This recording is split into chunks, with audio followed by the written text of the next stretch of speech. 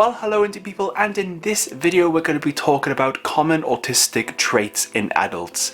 Basically, some of these traits that you might notice in an adult that you might not have noticed in children. But before we jump into this, I do want to say that I'm not an expert, I'm just an autistic person talking from my experiences alone or things that I've seen from the autism community. So if you identify with anything I talk about, make sure you go and seek medical advice, especially if you heavily identify with a trait. For example, a couple of the things I'm going to talk about relate also to other conditions. However, the first trait that I wanted to talk about, and I've got it on my phone as lack of a brain to mouth filter, because I couldn't think of any other way to describe it. It's basically when you have a thought in your head, you say out loud, but it's not actually appropriate for the situation that you're in. So for example, you could say something that's a little bit more risque, something that's just not socially appropriate for like a party, for example, and just open it up to the floor of people that you are with,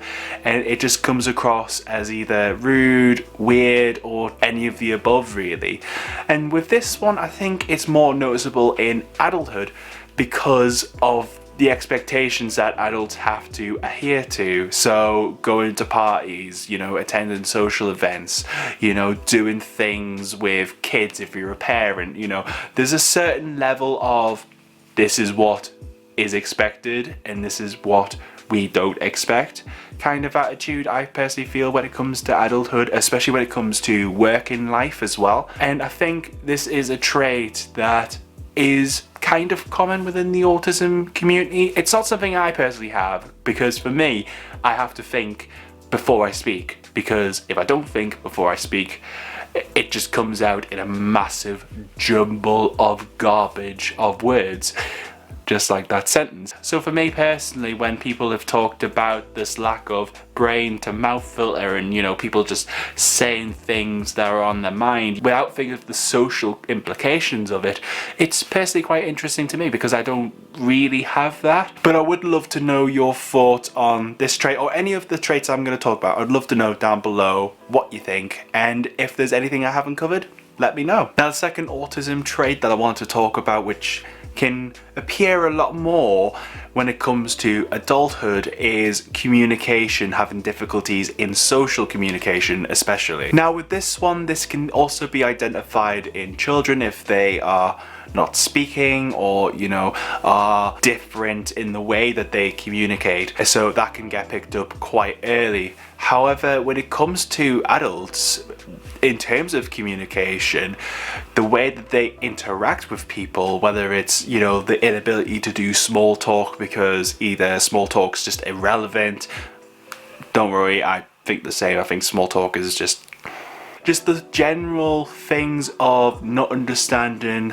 social communication etiquette, like understanding social cues, or, you know, understanding body language or the way someone is speaking, or taking things literally, so not understanding when someone is using sarcasm or irony. Or maybe you're just in a group of people, say like a group of 5 people, and you just have difficulty getting yourself involved with the conversation because you feel like you don't want to interrupt the conversation that's happening. That could be just general difficulties in social communication, like you just find it difficult to socially communicate. When you are talking to people, do you talk to people the same in every set situation? So for example, you know, you might hang out with your friends and go, "Oh, alright lad, how you doing?" And then you go to the office and you go, "Oh, alright lad, how you doing?" But with this example, it's just acknowledging the fact that, you know, some people on the autism spectrum talk to people in the exact same way regardless of what the situation is, because they just don't understand or might misunderstand the social context of where they are. And it can be a little bit more difficult in adulthood because you're kind of expected to know the social rules, even though the rules are unwritten and not talked about, which is it's a little bit strange. So the next trait I want to talk about is avoiding eye contact. Now, when it comes to eye contact, the general idea of eye contact is that you give someone eye contact, like look at them when you are communicating with said person, as a non-verbal communication method to acknowledge that you are listening to them and vice versa. It's like a hey, how you doing with your eyes, even though your eyes can't speak, but you have to speak. It's a whole thing. However, for some autistic people, including myself here, I really struggle with eye contact, because for me, when I'm talking to people, I am focusing more on the words that I'm trying to say to come out of my face in a concise and correct order, so I don't mess that up. And for me, I find it difficult to give someone eye contact and talk at the same time, because it's actually two processes. You know, you're expecting someone to look at you while talking. It's a very, very complex thing. And you might say, Andy, you're looking at the lens right now and talking. That's because you are a lens. It's very, very different to actually talking to actual people, you know? Some people have talked about how they feel genuine pain when they're making eye contact, and Stephanie Bethany's video on eye contact is really good. I'm gonna link that down below. But basically in that video she was talking about how when someone is looking at another person and they experience some kind of physical sensation, it's something to do with a part of the brain that controls fear. So basically people are feeling fear when making eye contact. Well, some people are. That is a very brief, very general overview of why autistic people may not like to make eye contact, because it's a scary experience and I can relate. So when it comes to eye contact, if someone's not making the right amount of eye contact, it can be a little bit more noticeable, especially in adulthood, because you're kind of expected to have a mutual good level standard thing of eye contact when you're talking to a person, which I just think is just hella creepy, and it's just difficult to do that because there's just multiple things that actually make up a whole conversation, not just the eye contact but actually the speaking of words and the body language and everything. It's just one of those things for me that I find incredibly difficult as an autistic person. Now, the next common autistic trait in adults that I wanted to talk about, and this is something that I also struggle with, struggling with change, and the idea of things changing, not just in the physical sense but also the emotional or mental sense. Change for a lot of autistic people, and a lot of autistic people have said this, that they find change, whether it's big or small, change is difficult, change is unpredictable, change is something that makes us nervous and anxious, because it's the fear of the unexpected, it's the fear of the unknown, you know, whether we're actually gonna like this thing or really hate this thing. And I think this is something that we can all relate to, whether you're autistic or not. You know, change can be a scary thing because it's just the unknown, you don't know what's gonna happen. But just as an example of how difficult change for me personally can be, a year or two ago I was in the office and we were told that we were going to be moving desks, like moving my desk from a little box room into a bigger part of the office. Now, for most people that might not be a scary thing, but for me there's a lot of things that I had to consider.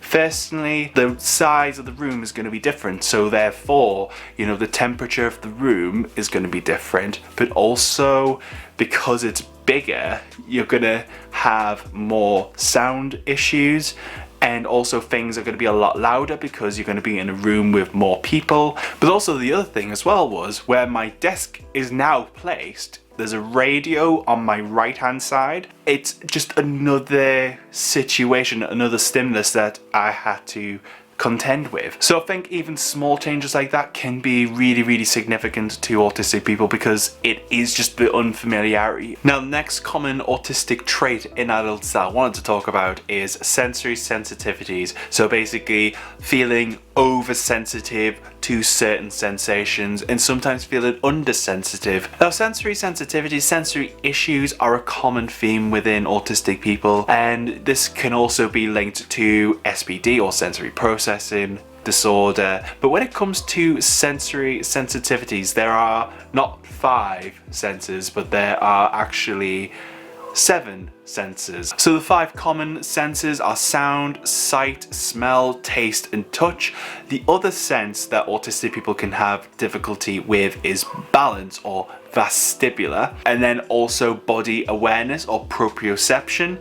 And basically vestibular is basically feeling that sense of unease when you're like elevated or you're off the ground, for example. And then proprioception is how your body works and feeling where parts of your body are and your general spatial awareness. It's about how your body parts work and how the function of things work. So sensory sensitivities are quite common in autism, and I think when it comes to adulthood, you know, if people are going off to parties and stuff and you just can't stand it, you can't stand being in a party situation because like the music's still loud, there's this strobe lighting everywhere like it's 1985 and all of these different kinds of things, you know, you just feel sensitive to that and you just like can't handle like all of this strobe lighting, 1985 raveness with the booming 1985 just jams. I don't know what I'm talking about now.